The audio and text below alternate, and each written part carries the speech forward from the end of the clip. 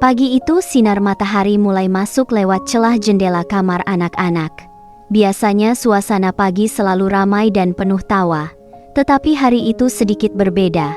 Izam, anak pertama berusia 11 tahun, sudah bangun lebih dulu untuk mengerjakan proyek maket sekolah yang harus dikumpulkan 2 hari lagi. Di meja belajarnya, potongan kardus dan kertas tersusun rapi.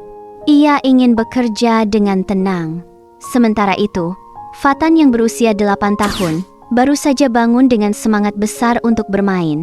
Ia langsung membangunkan Aisyah, adik bungsu mereka yang masih berusia 6 tahun. "Dede, ayo bangun, kita main mobil-mobilan baru," seru Fatan. Aisyah tersenyum sambil mengucek mata. Tak lama kemudian mereka mulai saling kejar di dalam kamar sambil tertawa keras. Izam berusaha tetap fokus, tetapi suara mereka semakin ribut. Saat Fatan berlari menghindari Aisyah, tanpa sengaja bahunya menyenggol meja belajar Izam. Brak! Maket yang sudah dibuat selama 2 hari jatuh ke lantai dan sebagian atapnya patah. Suasana langsung hening. "Kalian lihat apa yang kalian lakukan?"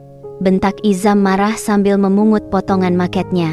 "Maaf mas, abang gak sengaja," ucap Fatan takut. "Selalu tidak sengaja. Mas sudah bilang jangan ribut kalau mas sedang belajar." Emosi Izam akhirnya meledak. Aisyah mulai menangis kecil. "Mas Izam jangan marah." Aisyah takut. Namun Izam masih kesal. Ia menatap Fatan kecewa. "Kamu harusnya kasih contoh yang baik buat Aisyah."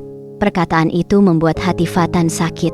"Kalau begitu aku juga tidak mau dekat mas lagi. Mas galak," serunya sambil menarik tangan Aisyah keluar kamar.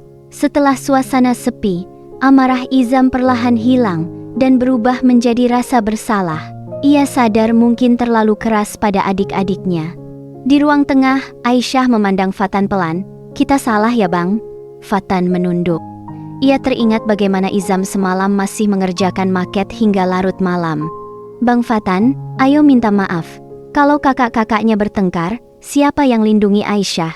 kata Aisyah polos. Ucapan itu membuat Fatan tersenyum kecil. "Iya, kita ini tim." Mereka pun kembali ke kamar dan mengetuk pintu pelan. "Mas, maaf ya," kata Fatan tulus. "Nanti abang bantu perbaiki maketnya."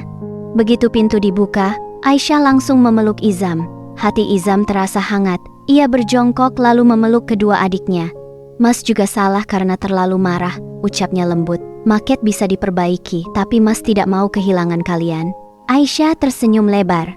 "Nah, begitu dong, kakak-kakakku harus akur." Mereka pun tertawa kecil.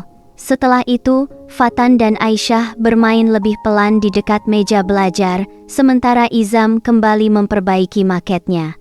Di tengah suasana sederhana itu, mereka sadar bahwa rumah bukan hanya tentang dinding dan barang-barang, tetapi tentang kasih sayang dan kebersamaan 3 kakak beradik yang saling mencintai.